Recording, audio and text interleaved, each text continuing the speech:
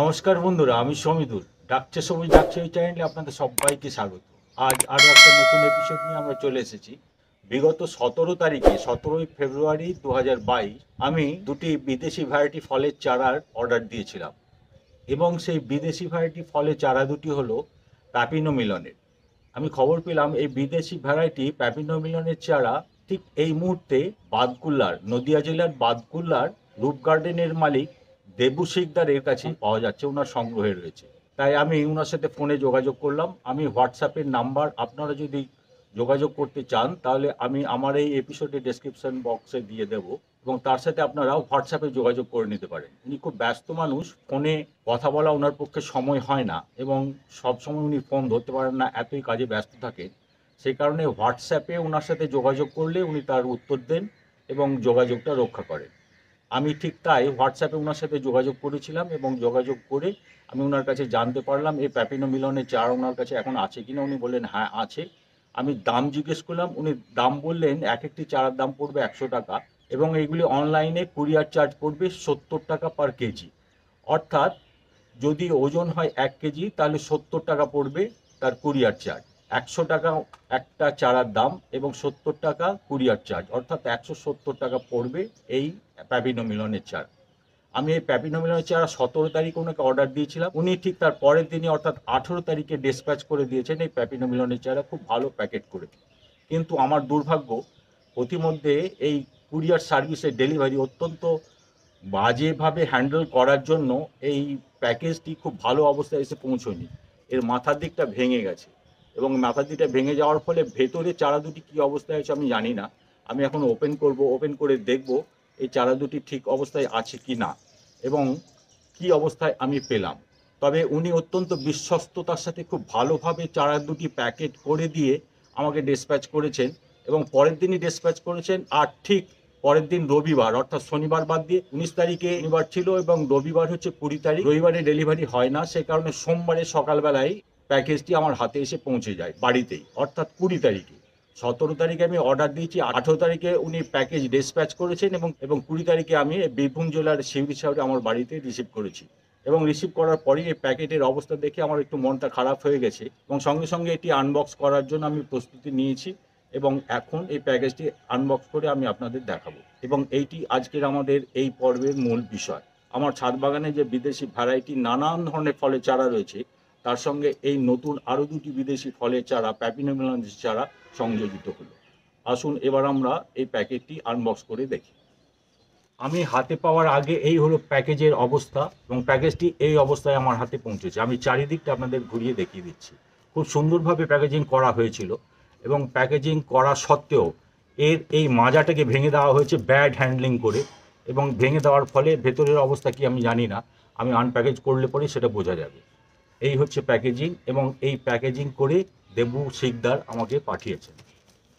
আমি এবার এটি আনপ্যাকেজ করে দেখাচ্ছি।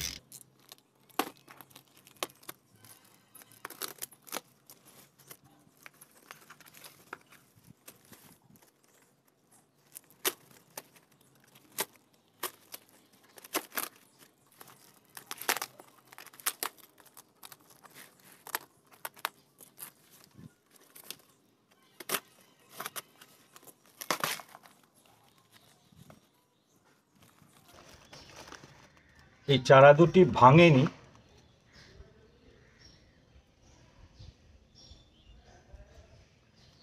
এই চারা দুটি এই অবস্থায় এসে পৌঁছেছে। আমরা প্যাকেজটি আনবক্স করলাম, আনবক্স করার পরে চারা দুটি বের করলাম, চারা দুটি এই অবস্থায় আছে। এবং 17 তারিখ থেকে 20 তারিখ পর্যন্ত এটি বক্সের ভিতরে বন্দি অবস্থায় থাকার ফলে কিছুটা মুহ্যমান হয়ে আছে, এবং মুহ্যমান হয়ে থাকার কারণ এর এই বন্দি অবস্থা। আমি এটিকে মুক্ত করলাম, এবং মুক্ত করার পর আমি আজ এই চারা দুটিকে আমার ছাদ বাগানের ছায়া জায়গায় রেখে দেবো। আজকে প্রাথমিকভাবে এর পরিচর্যা হিসেবে এই গাছ দুটির উপরে একটু ফাঙ্গিসাইড স্প্রে করে দেবো। আমার কাছে সাপ রয়েছে, এই সাপ আমি 1 লিটার জলে 2 মিলিগ্রাম মিশিয়ে ভালো করে ঘুলে নিয়ে স্প্রে করে দেবো, যাতে এর ফাঙ্গাস অ্যাটাক যদি কিছু হয়েও থাকে সেটা নির্মূল করা যায়। এবং নির্মূল করার পর এটিকে এই 7 দিন রেখে দিয়ে যখন দেখব চারা দুটি একটু সতেজ হয়ে উঠেছে, তখন এই চারা দুটি আমি রোপণ করব। আমি এবার এই চারা দুটিতে আমার স্প্রে মেশিনে 1 লিটার জল নিয়ে তাতে 2 মিলিগ্রাম সাপ মিশিয়ে ভালো করে গুলে নিয়ে স্প্রে করে দেবো।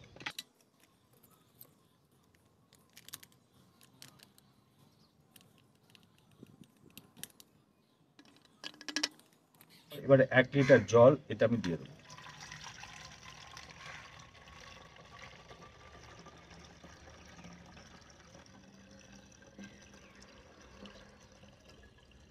এক লিটার জল নিয়ে নিলাম। এবার ভালো করে এই ঢাকনাটি লাগিয়ে আমি ঘুলে নেব।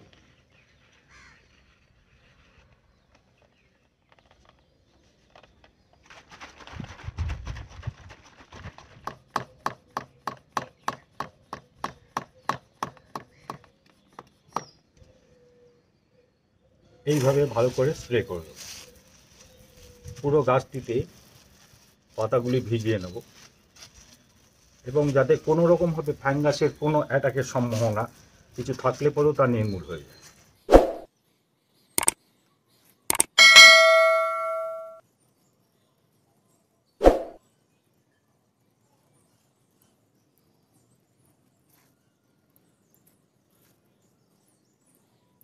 ফাঙ্গাস অ্যাটাক থেকে বাঁচার জন্য আমি এইভাবে ফাঙ্গিসাইড স্প্রে করে দিলাম।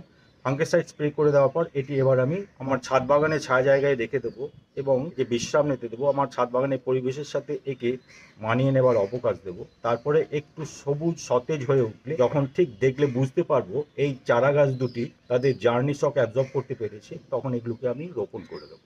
তো এই ছিল আমাদের আজকের পর্ব। এই পর্বে আমরা দেখে নিলাম এই মাসে অর্থাৎ এই ফেব্রুয়ারি মাসে আমি আরও দুটি যে বিদেশি ভ্যারাইটি ফলের চারা প্যাপিনো মিলনের চারা সংগ্রহ করলাম, সেই সংগ্রহের আনবক্সিং। এই পর্বটি যদি আপনাদের ভালো লেগে থাকে তাহলে অতি অবশ্যই বেশি বেশি করে লাইক, শেয়ার এবং কমেন্ট করুন। এবং ইতিমধ্যে যারা আমাদের চ্যানেলটি সাবস্ক্রাইব করে দিয়েছেন তাদের আমি অসংখ্য ধন্যবাদ জানাই এবং আমার আন্তরিক কৃতজ্ঞতা জ্ঞাপন করি। আর যারা এখনও আমাদের চ্যানেলটি সাবস্ক্রাইব করেনি তারা সাবস্ক্রাইব করে দেবেন এবং ডান দিকের বেল আইকনটি বাজিয়ে অল নোটিফিকেশানে ক্লিক করে দেবে। তাহলে পরবর্তী পর্যায়ে আরও যে সমস্ত ইন্টারেস্টিং এপিসোডগুলি আমি আপনাদের সামনে নিয়ে আসবো তা অতি দ্রুত সরাসরি আপনাদের কাছে পৌঁছে যাবে। আজ তবে আসি, আমাদের সকলের শুভ হোক, মঙ্গল হোক, আপনারা সকলে ভালো থাকুন। নমস্কার।